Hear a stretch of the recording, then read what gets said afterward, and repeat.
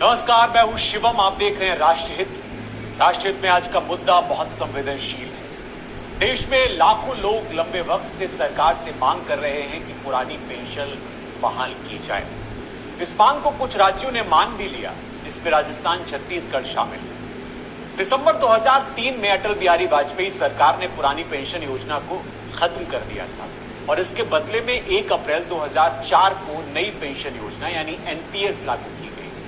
पुरानी pension scheme एक सुरक्षित पेंशन योजना है जिसका भुगतान सरकार की ट्रेजरी के जरिए किया जाता है। वहीं नई पेंशन योजना शेयर बाजार आधारित है, बाजार की चाल के आधार पर भुगतान होता है। इसके तहत पुरानी पेंशन ओपीएस में रिटायरमेंट के वक्त अंतरिम बेसिक सैलरी के 50% तक निश्चित पेंशन मिलती है। राजनीतिक गलियारों में इस वक्त पुरानी पेंशन योजना और नई पेंशन योजना को लेकर खूब हंगामा हो रहा है। कई राज्यों में पुरानी पेंशन योजना को बहाल करने की मांग की जा रही है। अखिल भारतीय पुरानी पेंशन बहाली संयुक्त मोर्चा जो है वो ये कह रहा है कि इस मुद्दे पर आने वाले दिनों में आंदोलन तेज किया जाएगा और इसका असर 2024 के लोकसभा चुनाव में पड़ेगा। यानी 2024 में ओपीएस का मुद्दा महत्वपूर्ण होगा और ये सरकार बनाने या गिराने का काम कर सकता है। ओपीएस वर्सेस एनपीएस की अगर हम बात करें और इसको समझने की कोशिश करें तो उत्तर प्रदेश के संदर्भ में अगर देखा जाए तो करीब 13 लाख कर्मचारी हैं जो पुरानी पेंशन की बहाली की मांग कर रहे हैं। 2004 के पहले सेवा में आए अफसरों और कर्मचारियों को पुरानी पेंशन का फायदा नहीं मिल रहा, लेकिन 2004-05 के बाद सेवा में आए कर्मचारियों के लिए नई पेंशन स्कीम बनाई गई। पुरानी पेंशन बहाली का मुद्दा 2013 से सुलझाया लगा। 2013 से अलग अलग राज्यों में इसको लेकर आंदोलन हो रहे हैं, खूब इसको लेकर हंगामा हुआ है। सरकारों ने वादे भी किए हैं। आपको याद होगा कि 2022 के विधानसभा चुनाव में उत्तर प्रदेश में पुरानी पेंशन योजना बहाली की बात की गई, पुरानी पेंशन को बहाल करने की बात की गई और समाजवादी पार्टी ने इसको मुख्य मुद्दा बनाया था अपना।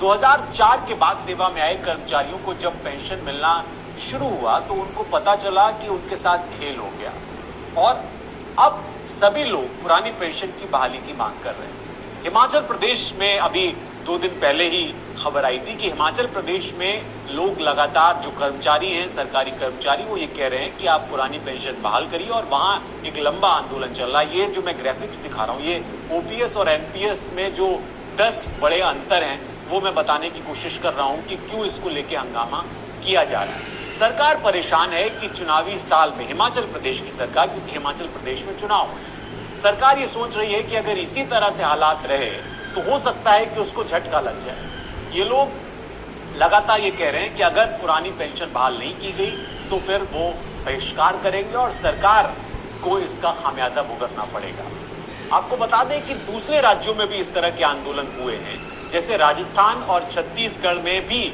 आंदोलन होते रहे। इन दोनों ही राज्यों में पुरानी पेंशन बहाल की गई। झारखंड में भी पुरानी पेंशन बहाल की गई और कर्मचारियों को खुश करने की कोशिश की गई यहाँ की सरकारों के द्वारा। आपको बता दें कि बिहार में भी अब धीरे धीरे करके ये सुगबुगाहट तेज हो गई है कि यहाँ पर भी पुरानी पेंशन बहाल की जाएगी। 1 सितंबर को पूरे प्रदेश में यानी बिहार में कार्यालय के जो अलग अलग कार्यालयों के जो कर्मचारी थे उन्होंने काली पट्टी बांधकर विरोध प्रदर्शन किया था। पुरानी पेंशन बहाली की मांग यूपी की राजधानी लखनऊ में भी हो रही है। लखनऊ में भी इसको लेकर खूब हंगामा हुआ है।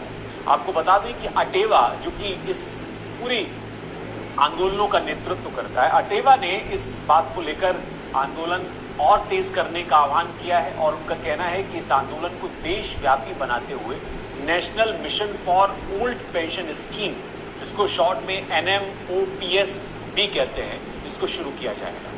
अब प्रश्न ये है कि क्या पुरानी पेंशन बहाल की जा सकती है, क्या इससे सरकार को झुकाया जा सकता है, क्योंकि ये अलग अलग राज्यों में इस तरह के आंदोलन अलग अलग जगह पर हो रहे हैं। मध्य प्रदेश में भी इसको लेकर खूब आंदोलन हो रहे हैं और हम आज राष्ट्रहित में ये समझने की कोशिश कर रहे हैं, क्योंकि इसमें पैरामिलिट्री फोर्सेस भी शामिल हैं, जो रिटायर्ड काम करने वाले जवान हैं, वो भी लगातार इसको लेके कह रहे हैं कि उन्होंने देश की सेवा की और उनके साथ ये सब किया जा रहा है।